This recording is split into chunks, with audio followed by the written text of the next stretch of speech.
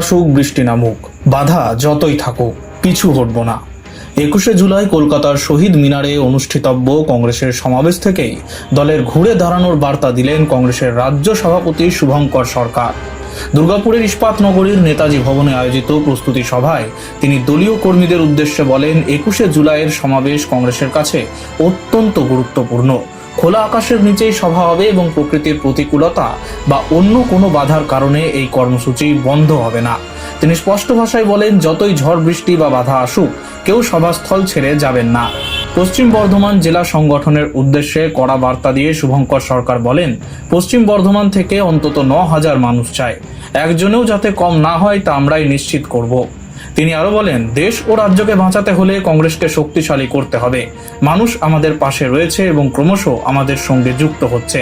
আমাদের আন্দোলন আরও জোরদার হচ্ছে।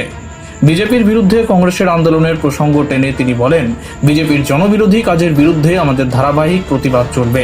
এদিনের প্রস্তুতি সভায় উপস্থিত ছিলেন পশ্চিম বর্ধমান জেলা কংগ্রেসের সভাপতি দেবেশ চক্রবর্তী সহ জেলার অন্যান্য কংগ্রেস নেতৃত্ব। সভা শেষে জেলার বিভিন্ন প্রান্ত থেকে কয়েকশো মানুষ কংগ্রেসে যোগদান করেন। 21শে জুলাই সারা বাংলায় শুধু 13 জন শহীদ নয়, তার সঙ্গে যত শহীদ হয়েছে এবং রক্তপাতহীন যে শহীদরা এখনও প্রত্যেক দিন ভোটার লিস্টে নাম তোলার জন্য লড়াই করছে, রান্নাঘরের আগুন নিভছে, বাজারের আগুন বাড়ছে, তো এই রক্তপাতহীন খুন সেই শহীদদেরও স্মরণ করা হবে।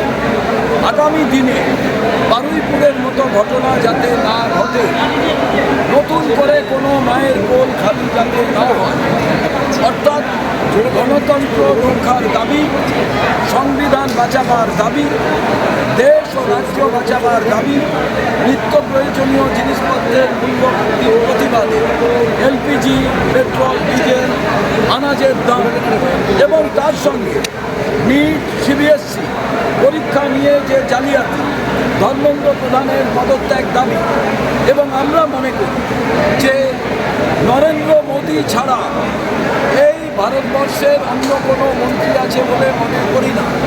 তো নরেন্দ্র मोदी जी मरवा दिया है, पीछे धर्मेंद्र प्रधान दूसरी जो मिनिस्टर वो अलग है, बट हम लोग का एक ही स्लोगन है, मोदी मरवा दिया है।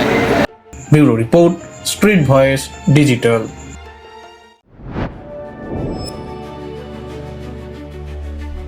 High above the clouds, beyond the rush of everyday life, a new vision of modern living begins to take shape. As the city of Durgapur comes into view, a vibrant landscape of growth and opportunity unfolds.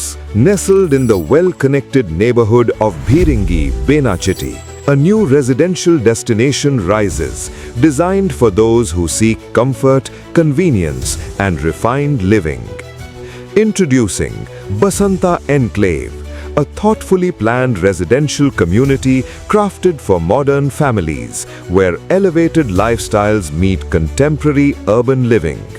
3 elegant residential towers stand tall, blending modern architecture with intelligent design to create a peaceful and vibrant community. Surrounded by landscaped greenery and open spaces, the outdoors here is designed for relaxation, leisure, and everyday moments with family. Step inside and discover beautifully crafted homes with spacious living areas, inviting bedrooms, and elegant dining spaces designed for modern lifestyles. At the very top, exclusive penthouse residences offer expansive layouts and open terrace spaces, bringing breathtaking views and a premium lifestyle above the city.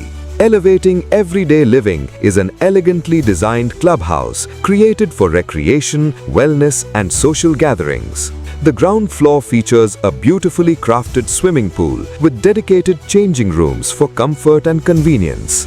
On the first floor, residents can enjoy a fully equipped gym, a serene yoga room, a quiet library, and a TT table for indoor leisure. The second floor hosts a sophisticated air-conditioned banquet hall. Carefully planned layouts ensure every home maximizes space, natural light, and functionality for today's families. Come experience your new address in Bhiringi, Benachiti, Durgapur, Basanta Enclave, where life rises to a new level.